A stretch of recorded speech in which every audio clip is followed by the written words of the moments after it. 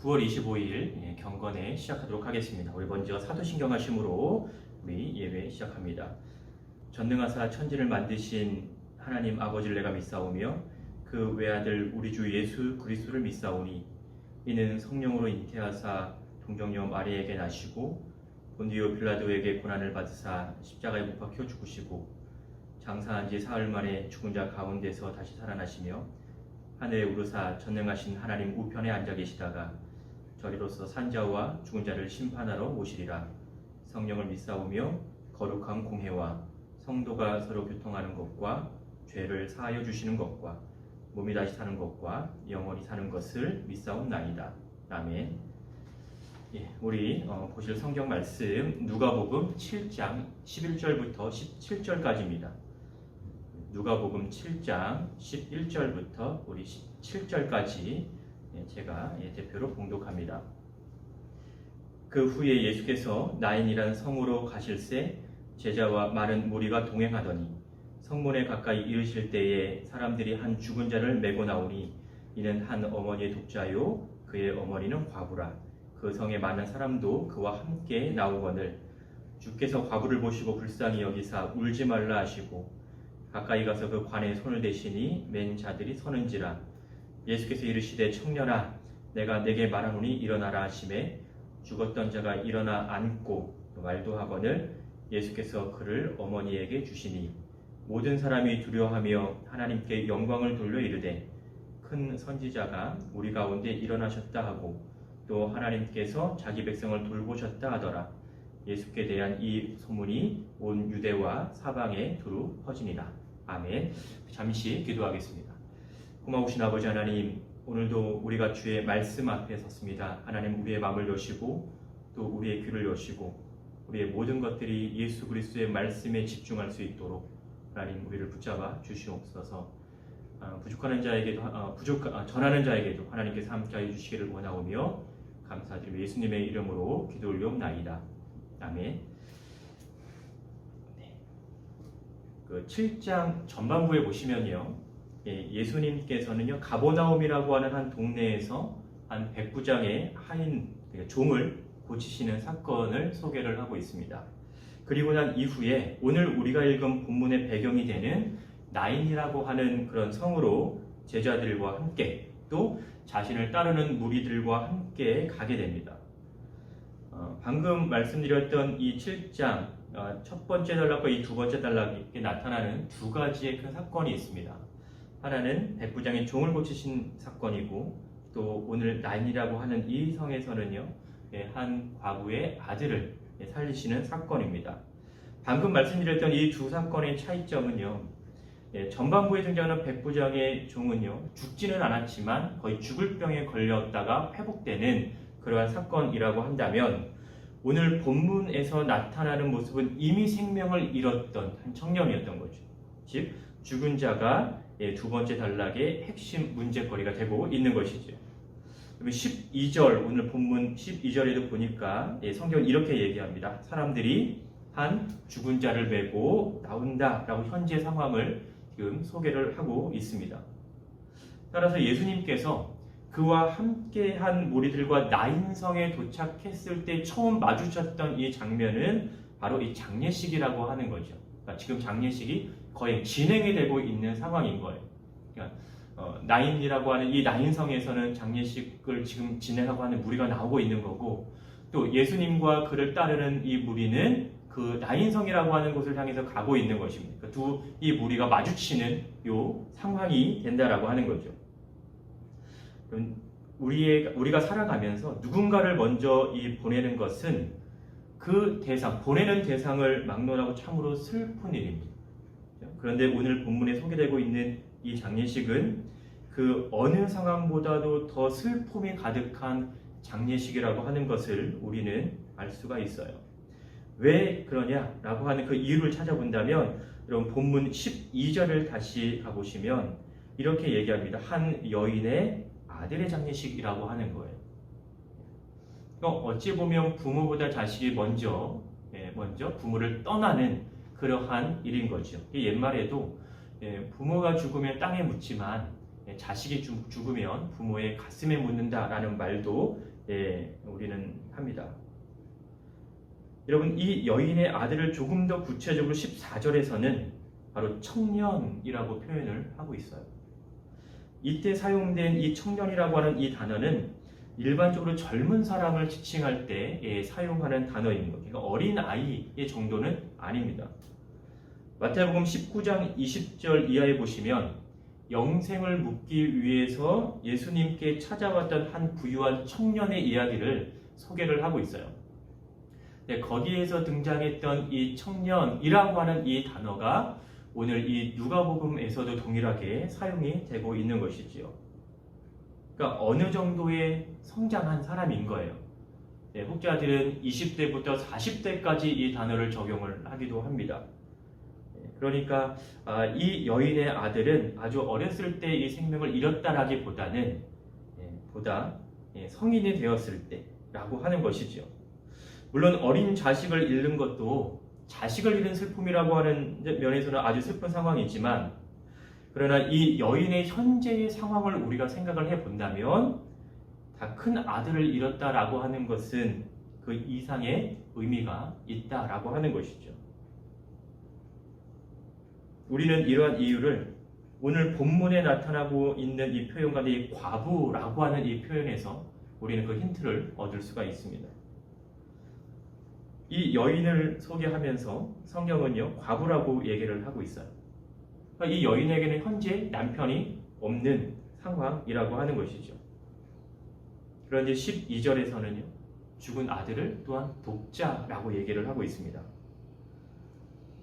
남편이 없는 지금 이 여인의 상황 속에서 죽은 아들은요, 이 여인에게 유일한 혈육이었던 것이죠.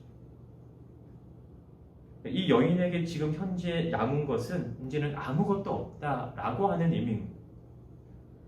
남편이 없는 상태에서 유일하게 있던 아들마저 잃은 이 여인의 심정, 가진 것 전부를 잃은 것과 같은 심정일 것이고, 지금까지 살아온 삶을 돌이켜보고 근데 이보다 더 슬픈 그런 상황은 없을 것이라고 하는 겁니다. 주변에서 어떠한 위로가 있다라고 하더라도 정말 그 위로가 이 여인의 큰 힘이 될 수 있었겠는가라는 것이죠.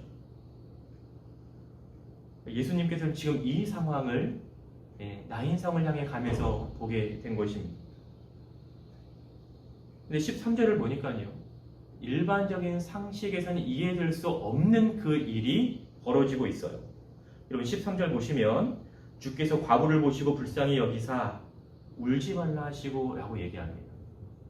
그러니까 이 말, 이 행동을 하신다라고 하는 것이 지나가면서 하시는 말은 분명히 아닐 거예요. 그러니까 장례 행렬을 사실 막는 행동이신 거죠. 이 당시에 장례 행렬을 가로막는 것은 유대 율법을 어기는 행위이기도 하고 또 관습을 어기는 행위이기도 합니다. 오히려 장례의 그런 행렬이 지나가게 되면 내가 어떠한 일을 하든지 간에 그 했던 일을 멈추고 중단하고 그 행렬에 동참을 하는 것이 이 당시의 관습이라고 하는 것이죠. 근데 예수님께서는요, 그 행렬에 동참하기보다는 오히려 그 행렬을 가로막은 그런 행동이셨던 거예요. 그러니까 이 유대인들의 이 사고 안에서는 결코 이해할 수 없는 일이 지금 벌어지고 있는 것이고, 또 하나 그 다음에 예수님께서는 이 여인에게 뭐라고 말씀하냐면 울지 말라라고 얘기를 하는 거예요. 위로를 하고 있는 거죠. 그런데 이러한 상황에서 이 여인에게 하시는 이 예수님의 말씀이 과연 이 여인에게 얼마나 큰 위로가 될까라고 하는 거예요. 그러니까 이 여인이 이전에 예수님에 대한 소식을 들었든지 아니면 지금 처음 예수님이라는 존재를 이렇게 만났든지 간에 만약에 이 여인이 예수님의 존재를 모른다라고 하면 과연 이 말이 얼마나 이 여인에게 있어서 위로가 될까라고 하는 점입니다. 남편도 없습니다. 그렇죠? 그리고 평생 의지하고 살아가야 하는 이 하나만한 자식까지 가슴에 묻었는데 울지 말라라고 하는 이 예수님의 말씀이 과연 얼마나 이 여인의 큰 위로와 힘이 될까라고 하는 거예요. 그럼 이 당시에 예수님은 이 관습을 모르셨을까요?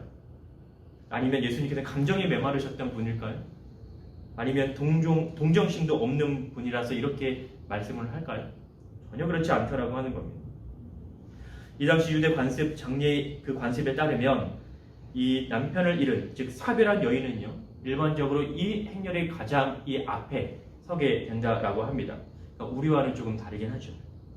그러면 예수님께서 그 무리에게 다가가셨을 때, 그 장례의 그 무리에 다가가셨을 때 가장 먼저 만날 수 있었던 사람은 이 여인이라고 하네요. 반대로 말하면 이 여인이 가장 먼저 만난 사람은 바로 누구냐면 예수님이라고 하는 사실입니다. 그런데 이 여인은요, 지금 그 어느 때보다도 가장 큰 슬픔에 잠겨 있던 여인인 거예요. 가장 큰 위로가 필요했던 이 사람이 바로 이 여인인데, 그 여인이 지금 누구를 만난 거예요? 예수님을 만난 거죠. 그리고 이 예수님을 만났을 때에 지금까지 경험하지 못했던 가장 큰 위로를 겪게 된다는 거예요. 지금 그 여인이 처한 상황이 어떠하든지 간에 그 상황이 전혀 다른 방향으로 바뀌어진다라고 하는 것입니다. 지금까지 경험해 보지 못했던 그 새로운 경험을 이 여인은 지금 하게 되는 거예요. 13절을 다시 보시면 성경은 예수님을 가리켜서 주라고 표현을 하고 있습니다. 예수님의 칭호인 거죠. 이 주라고 하는 이것은 바로 예수님에게 신적 권위가 있다라고 하는 것을 보여주게 되는 건데요. 그러한 신적 권위가 그 다음 장면에서 더 분명하게 보여지게 돼요. 14절을 보시면 이제는 예수님께서 관에다 손을 대세요. 물론 이 관에다 손을 대는 이 예수님의 행동 또한 그 당시의 율법이나 관습으로는 이해되지 않는 그러한 행동이기는 합니다. 관을 만지셨다라고 하는 것은 시체로 인해서 부정함을 탄다라고 하는 거예요. 여러분 민수기 19장 11절을 보시면 사람의 시체를 만진 자는 7일 동안 부정한다라고 규정을 하고 있어요. 그러니까 당시에 이 관습을 만약에 고려해 본다면 사실 예수님께서는 계속해서 사람들이 이해하지 못할 만한 행동을 취하고 있는데 그 예수님의 행동을 받는 당사자에게 있어서는 그 어느 때보다도 놀라운 경험을 하고 있다라는 것입니다. 그리고 예수님께서 이렇게 말씀을 하세요. 청년아, 내가 네게 말하노니 일어나라 라고 얘기합니다. 과연 이 말을 이렇게 할 수 있는 사람이 있겠습니까? 이 말은요, 아무나 할 수 있는 말은 아니라고 하는 거예요. 이 내뱉은 말에 대한 책임이 분명히 따른다라고 하는 거죠. 그러한 능력이 바로 예수님에게 있다라는 것을 오늘 이 본문에서는 너무나 분명하게 우리에게 보여주고 있다라는 겁니다. 여러분 한글 성경에서는 일어나라 라고 번역이 되어 있지만 본래 이 표현이 원문에서는요 수동태형이에요. 물론 명령법은 맞습니다. 그런데 수동태 명령법이에요. 이것은 무엇을 의미하냐면 여기서는 명령을 하는 자가 존재하고 그 명령을 받는 자가 존재하는 거예요. 그러면 그 명령을 받고 그 명령대로 행하는 이 사람은 자신의 의지가 아니라 명령에 의해서 그 행위가 능동적이 아닌 수동적으로 지금 일어나고 있다는 것을 우리에게 보여주는 거죠. 즉 죽은 청년은 자신의 의지로 살아난 것이 아니고 예수 그리스도의 능력으로 말미암아 살아나게 된 것입니다. 신적인 권위, 신적인 능력이 보여지고 있는 부분인 거죠. 그 청년은요 예수님으로 인해서 새로운 생명을 경험하게 됩니다. 아마 예수님을 만나지 못했다면 계속해서 그 죽음의 상태에 있었을 텐데 예수님을 통해서 그는 생명을 얻게 된다라고 하는 거예요. 이렇게 생명을 주실 수 있는 분이 바로 오늘 우리가 본문에서 보고 있는 예수님이라고 하는 사실입니다. 과부도 또 죽은 아들도 모두 예수님을 만났을 때 이 모든 것들이 바뀌게 되었다라고 하는 것이죠. 그 어머니는 지금까지 경험해보지 못한 가장 큰 슬픔 속에서 가장 참된 위로를 경험했던 것이고 그 아들은 죽을 수밖에 없고 죽음 안에 계속 머무를 수밖에 없었던 상황이었지만 예수님을 통해서 참된 생명을 경험하게 되었다라는 것입니다. 이 일이 일어났을 때 사람들의 반응은 두 가지였어요. 첫 번째는 두려워하였다라는 것이었고요. 그리고 두 번째는 하나님께 영광을 돌렸다라는 것입니다. 이것을 16절에서 소개를 하고 있지요. 그러면서 이 사람들은요 뭐라고 고백을 하냐면 큰 선지자가 나왔다라고 얘기를 합니다. 이것은 구약 안에서 이 선지자의 예를 통해서 우리는 좀 그것을 살펴볼 수가 있는데, 열왕기상 17장에 보면 이 엘리야가 사르밧 과부의 아들을 살리는 장면이 나오고요. 또 열왕기하 4장에 보면 엘리사가 수넴 여인의 죽은 아들을 살리는 장면이 나옵니다.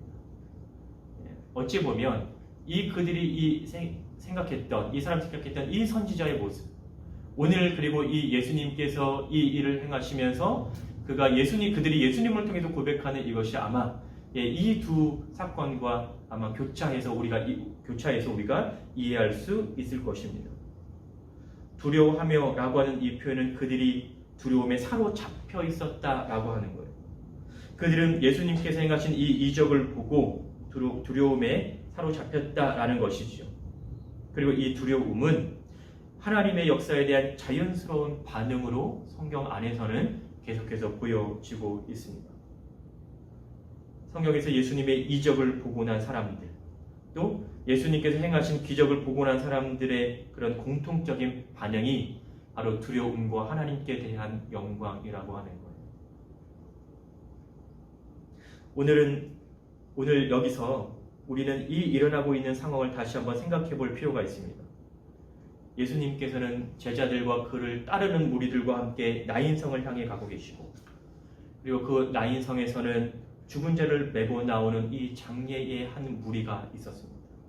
그리고 이 두 종류의 무리는요, 서로 마주치게 되는 거죠. 그런데 이 두 그룹은 서로 전혀 다른 상황인 거죠. 한 그룹은 슬픔이 가득하고 또 사망이라고 하는 특징이 있다면, 다른 한 그룹은 오히려 위로와 기쁨과 그리고 생명이라고 하는 특징이 있었다라고 하는 거예요. 이 서로 다른 특징을 가지고 있는 이 두 그룹의 진행, 이 마주침을 통해서 우리는 극과 극의 모습을 볼 수가 있는 거죠. 여러분, 12절에서 한글 성경에는 번역이 되어 있지 않지만, 여러분 헬라어 성경을 보면 감탄사가 하나가 등장을 하는데, 바로 이두라고 하는, 보라라고 하는 이 단어입니다. 그것이 어디에 이렇게 포함이 되어 있냐면 이쯤인 거예요. 성문에 가까이 이르실 때에, 그리고 난 다음에 보라라고 하는 감탄사가 여기에는 섞여 있어요. 그럼 다시 읽으면 성문에 가까이 이르실 때 보라, 사람들이 한 죽은 자를 메고 나오니, 이렇게 우리는 읽을 수 있는 거죠. 이것은 독자들의 시선을 장례를 치르고 있는 이 무리와 그다음에 이 예수님의 만남에 주목하게 만든다라고 하는 거예요.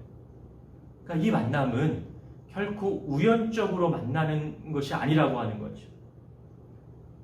예수님과 이 여인의 만남이 결국 우연한 만남이겠습니까? 여러분, 나인이라고 하는 성의 이름은 즐거움이라고 하는 뜻이에요. 근데 과연 이 여인에게 있어서 이 나인성은 즐거움이었을까요? 슬픔이었겠죠. 절망이었을 것이고, 소망이 없는 것이었을 것이고, 죽음을 경험한 곳이 바로 이 여인에게 있어서는 나인성이었던 거예요. 그런데 그녀가 생명의 근원 되신 이 예수 그리스도를 만났을 때, 그는 기쁨이 회복되었고, 또 참된 위로를 경험하였고, 또 참된 생명 그리고 즐거움을 회복했다라고 하는 거예요. 그러니까 예수님을 통해서 이 여인을 통해서 이 나인성의 본래의 모습으로의 회복이 이루어지게 되는 것이죠. 여러분, 주를 통한 회복이 이루어질 때, 여러분 그 회복은 온전한 회복이고 완전한 회복임을 우리는 알 수 있어야 합니다. 오늘 본문을 보면서 저는 유독 이 하나라고 하는 이 숫자를 생각을 하게 되었어요. 하나, 1이라고 하는 숫자. 과부, 그죠? 남편이 없이 홀로 있는 이 여인. 독자, 형제가 없이 홀로 있는 이 자녀, 자식이라고 하는 거죠. 그리고 또 이 여인에게, 이 죽은 이 청년에게 생명을 주셨던 분은 그 누구도 아닌 오직 유일하신 예수 그리스도이셨다라고 하는 사실입니다. 지금 여러분이 있는 곳은 장례의 그룹 가운데 있습니까? 아니면 생명을 주시는 그분이 있는 곳입니까? 아마 요즘 우리가 느끼는 심정이라고 한다면 아마 아픔도 있을 것이고 절망도 있을 것이고 어쩌면 회복 불가능이라고 하는 단어가 우리에게는 좀 더 친숙하게 다가올 수도 있겠죠. 그러나 주를 만나면 또 주를 경험하면 주께서 우리에게 오시면 이 모든 상황이 바뀌고 회복될 것입니다. 바로 예수님께서는 그러한 능력을 가지고 계신 분이시기 때문입니다. 참된 생명이신 주님을 기억하면서 날마다 은혜의 여정을 걷는 여러분이 되시기를 주의 이름으로 축원합니다. 기도하겠습니다. 고마우신 아버지 하나님, 현재의 상황 속에서 우리가 주를 바라보는 믿음이 있게 하시고 또 주를 바라보는 시선을 놓치지 아니하도록 주님 붙잡아 주시기를 원합니다. 우리가 주를 믿고 또 주를 의지하고 또 주를 신뢰할 때 또 모든 상황이 바뀌어지며 또 모든 것이 회복될 주를 믿고 하나님 의지하며 강구하오니 하나님 우리의 삶을 붙잡아 주시고 우리의 모든 환경을 하나님 간섭하여 주시기를 원합니다. 우리의 평생의 은혜의 길을 걸어가게 하시며 우리 평생의 감사와 기쁨의 길을 걸어갈 수 있도록 주님 도와주시고 현재 놓여져 있는 하나님 이 상황을 넘어서 하나님 예수 그리스도를 바라보는 이 믿음의 시선을 가질 수 있도록 주님 우리의 삶을 축복하여 주시기를 원합니다. 하루하루의 삶이 주로 인해서 행복할 수 있도록 주님 도와주시고 매일의 삶이 주로 인하여 감사함을 고백할 수 있도록 하나님 우리를 붙잡아 주시옵소서. 주께서 세우신 이 대신 공동체를 하나님 붙잡아 주셔서 소속한 이 모든 구성원들에게 하나님의 은혜가 날마다 더하여 줄 수 있도록 주님 축복하여 주시옵소서. 이제는 우리 구주 예수 그리스도의 은혜와 하나님의 무한하신 사랑과 성령님의 위로 교통하심이 참 위로 되시고 참 생명 되시고 참 하나님 되신 예수 그리스도를 바라보고 또 그를 향해 나아가기를 다짐하는 우리 사랑하는 모든 대신의 공동체 가운데 지금부터 영원까지 함께 있을지어다. 아멘.